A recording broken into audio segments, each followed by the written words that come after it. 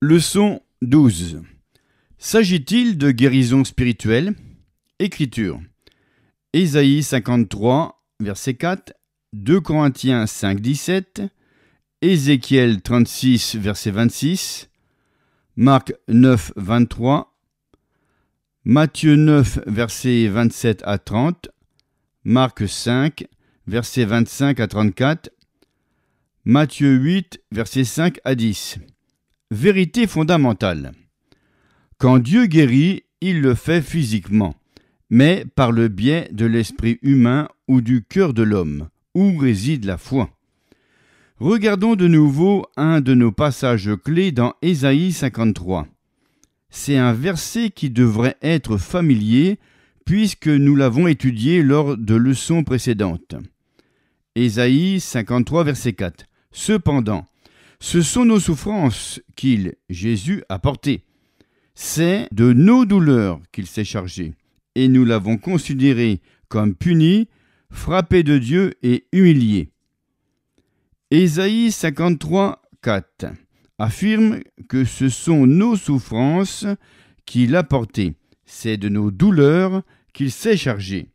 Cette traduction vient de la version de la Bible Louis II, mais comme l'indiquent les notes dans les marges de plusieurs Bibles d'études, une traduction plus précise des mots souffrance et douleur serait maladie et maux physiques.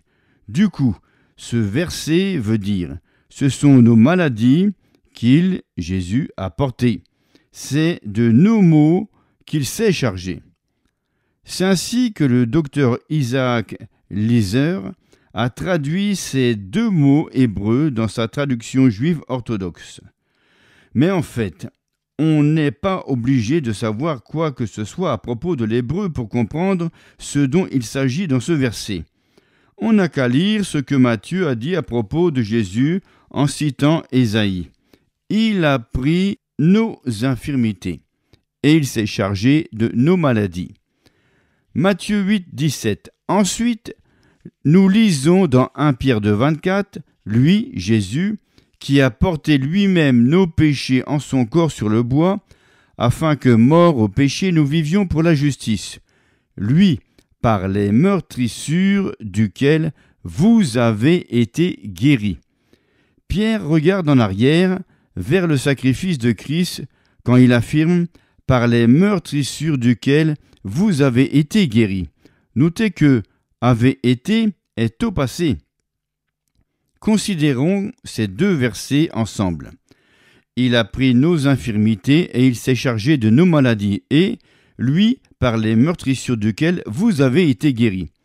Par le passé, beaucoup de personnes ont mal compris celui de 1 Pierre. C'est pourquoi je voudrais l'examiner de près.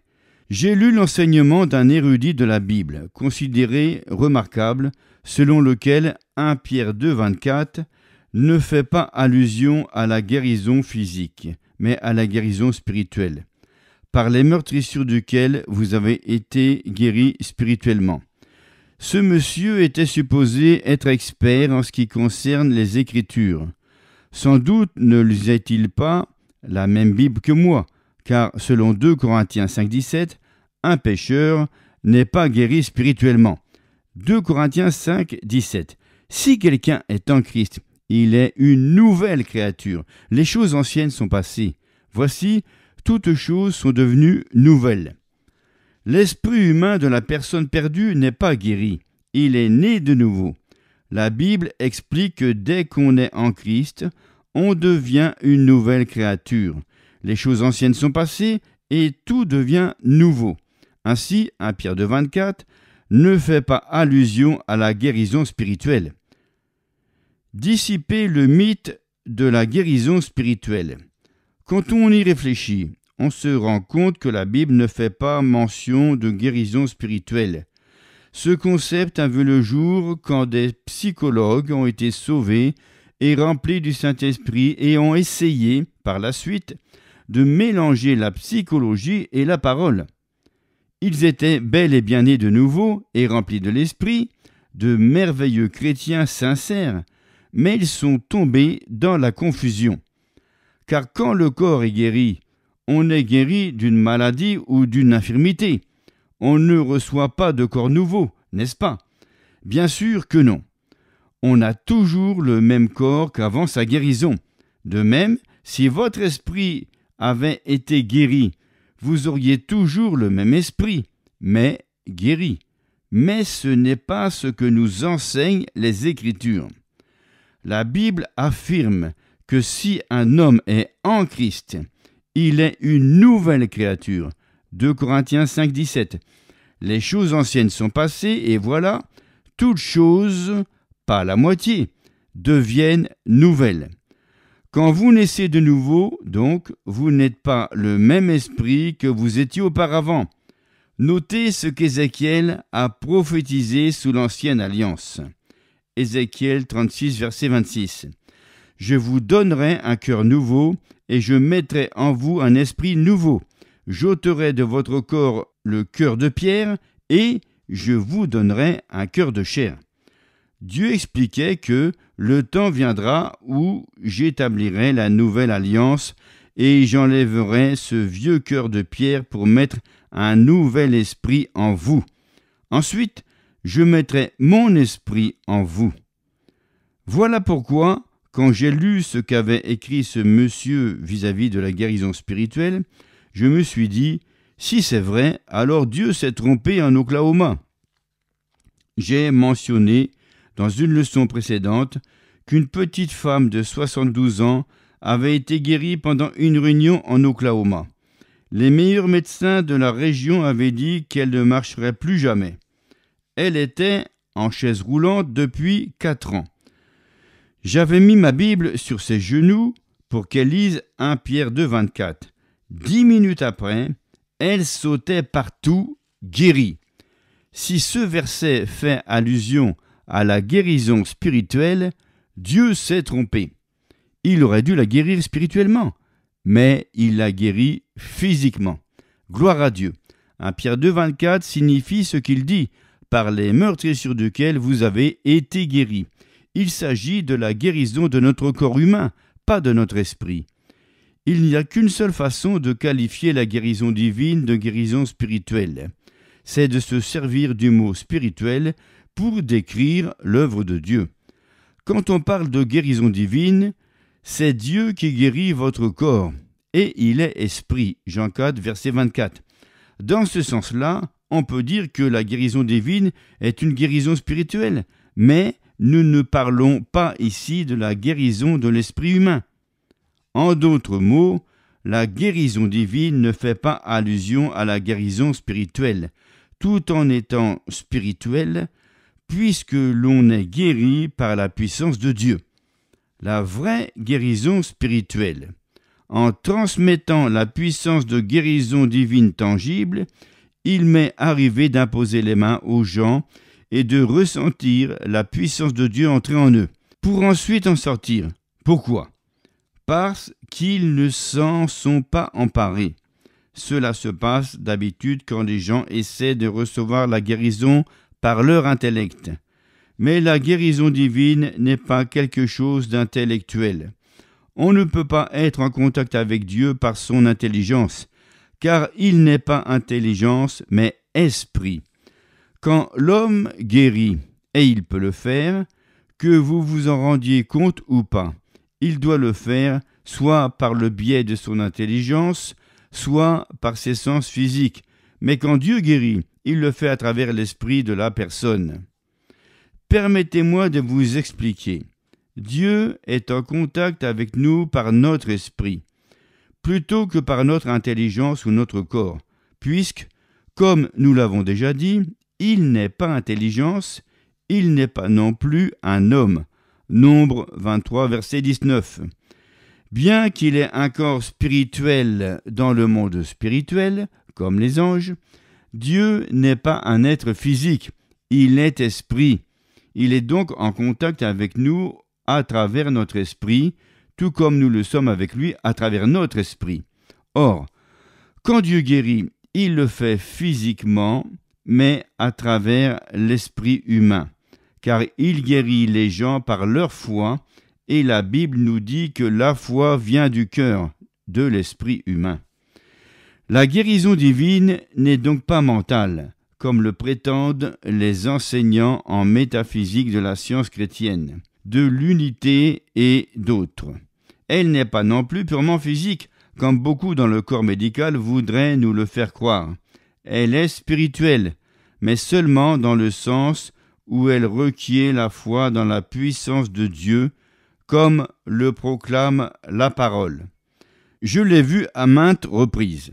Quand les gens arrêtent d'essayer de contacter Dieu avec leur intellect et croient qu'ils reçoivent dans leur cœur, ils sont guéris instantanément.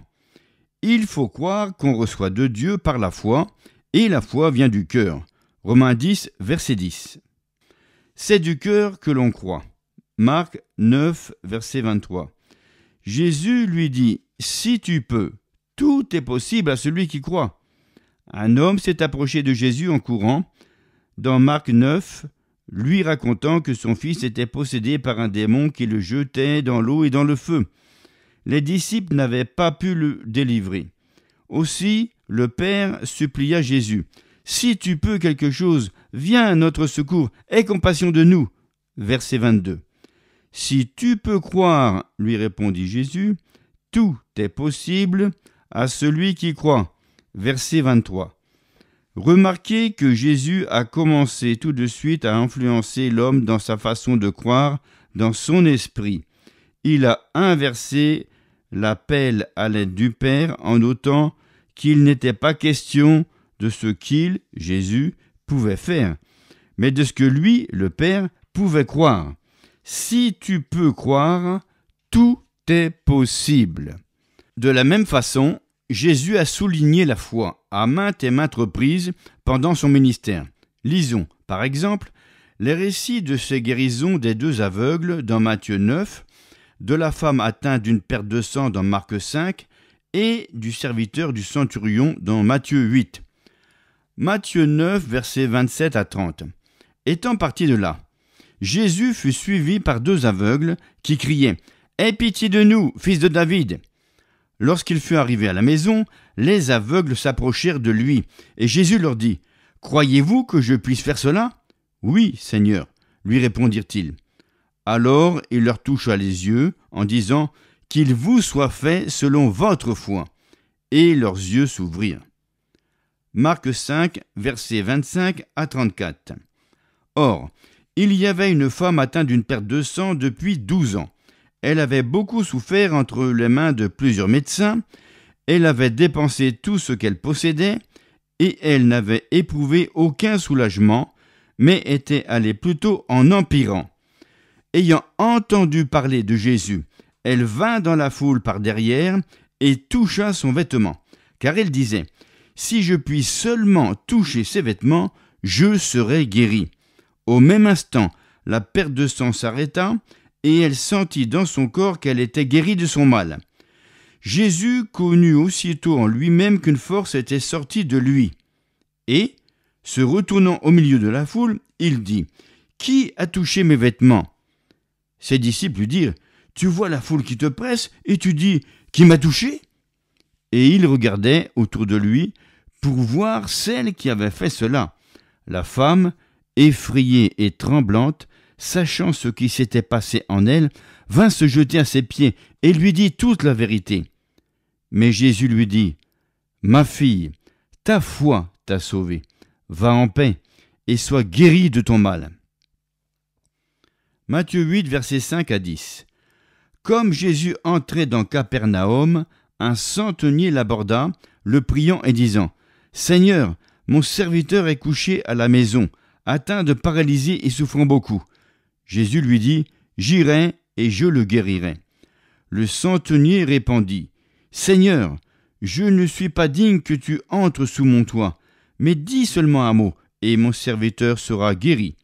Car moi qui suis soumis à des supérieurs, j'ai des soldats sous mes ordres, et je dis à l'un « Va », et il va, à l'autre « Viens », et il vient, et à mon serviteur « Fais cela », et il le fait.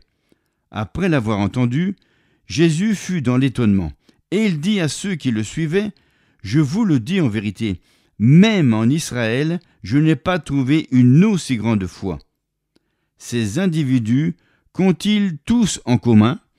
Ils ont reçu la guérison physique de Dieu à travers leur esprit, car ils ont cru dans leur cœur. Texte à apprendre par cœur.